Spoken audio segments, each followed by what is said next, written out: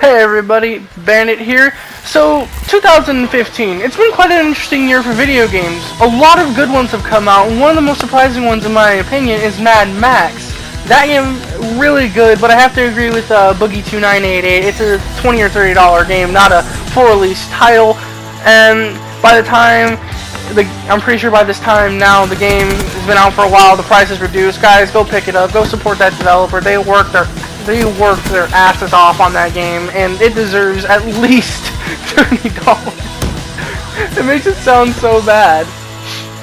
Anyway, this is not what this video is about. This video is about the top 5 games that did not live up to the hype, or the top 5 most disappointing games, I guess you could say, of 2015. Please keep in mind these games are all my personal opinion, and no, Call of Duty Black Ops 3 will not be on the list. I'm just playing it because I have a problem and an addiction. So without further ado, here we go! Number 5 is what happens when you let a company who thinks more on a dollar bill than actually on developing a game is in charge of. Now, is no way, shape, or form Battlefront a bad game. It's just when half of your game is released at your beta launch, there is something wrong there. 11 weapons in the beta, 2 maps in the beta. Full game, 4 maps, 14 weapons, and there's $149 Seasons Pass behind this thing to get the full game. And to put icing on the cake, Han Solo's blaster is just as strong as the freaking plasma shotgun. Really? When did pistols become just as strong as shotguns? This is the future. Maybe this is a normal thing. I should start developing laser pistols. Damn!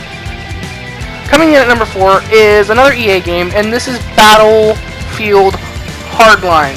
Now, I'm not even going to spend that much time on this. It's already been beaten to death with all the complaints and everything, and I'm pretty sure everybody wants everybody to shut up about it, so it's going to be real quick. The multiplayer should have been what Battlefield 4's multiplayer should have been. The gun selection is incredibly sparse, at least for my opinion, because I didn't bother buying any DLC for this game. Everybody's saying that the DLC is bringing more guns into the game, but honestly, those all should have been in the game to start with. And the fact that they had the gall to charge you, what, $149, saying this is just as filled with content as Battlefield 4. Yeah, I kind of call horse malarkey on that in the beginning. I don't know about right now, because I quit playing the game early on, because I had felt like it wasn't Battlefield. It was just a cash-in on the series. And honestly, that's what most of us have to come to terms with, is it really was just a cash-in. But enough with that. Let's move on to number 3. Number 3 is Evolved. Now, I'm just going to say the major complaint right off the bat. Big, fat DLC paywall, $217.89 when the game came out. I don't know how much more DLC is on the game, but I know for a fact that $217 has gone up. I have played the game. I don't really see the appeal of it too much. I kind of found it to be boring after maybe 4 matches of, like Angry Joe said, the 2 game modes everybody plays. And I just could not believe that everybody was right, because this was a game I was hoping would beat that, was gonna beat the negativity, and it just proved the negativity right. Ay.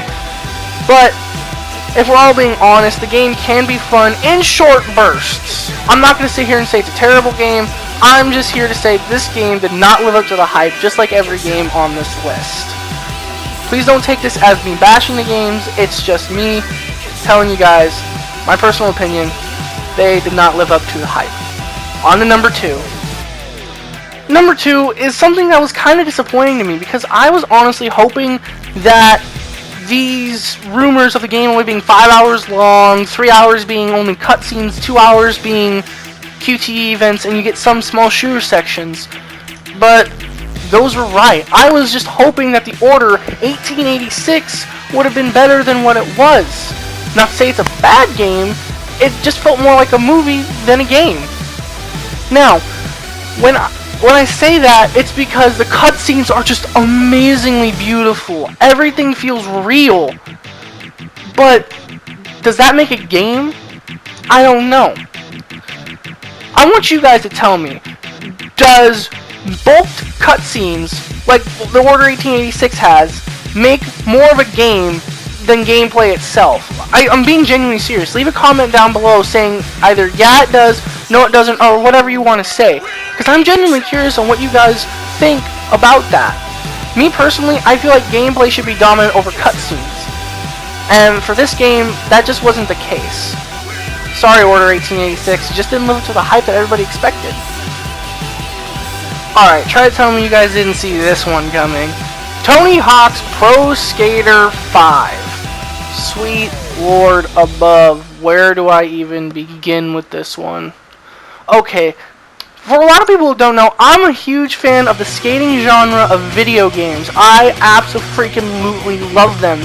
I've been playing Tony Hawk's Pro Skater since the PS1 era, even on the N64. I'd go over to my friend's house and it'd be like one of the first games we'd play is Tony Hawk Pro Skater. But Tony Hawk's Pro Skater 5, it's just a mess. It's a buggy mess. It didn't live up to what I was hoping it was going to be. In all honesty, when I heard about this is just personal hype for me. This is why it's at number 1, because it's personal hype.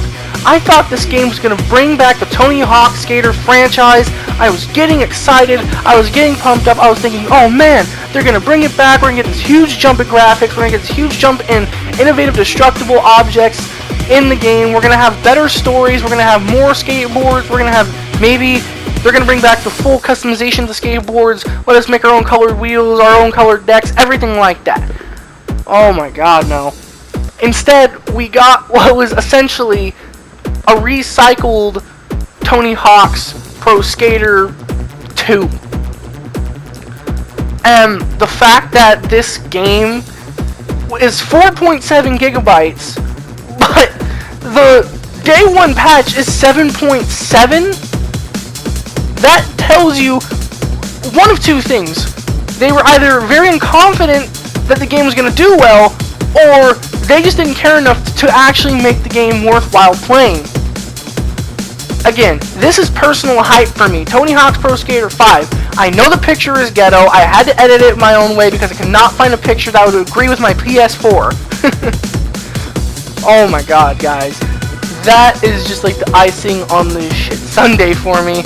Because, again, I'm a huge fan of the series, and I just hate to see it fall like this. I just hope if they make another one, it's better than what that was. Alright guys, that was my top 5 overhyped games of 2015.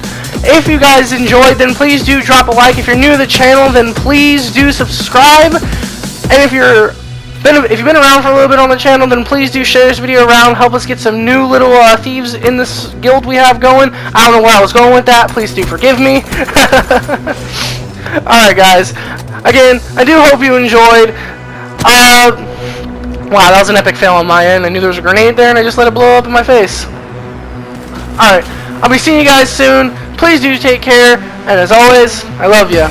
Bye-bye!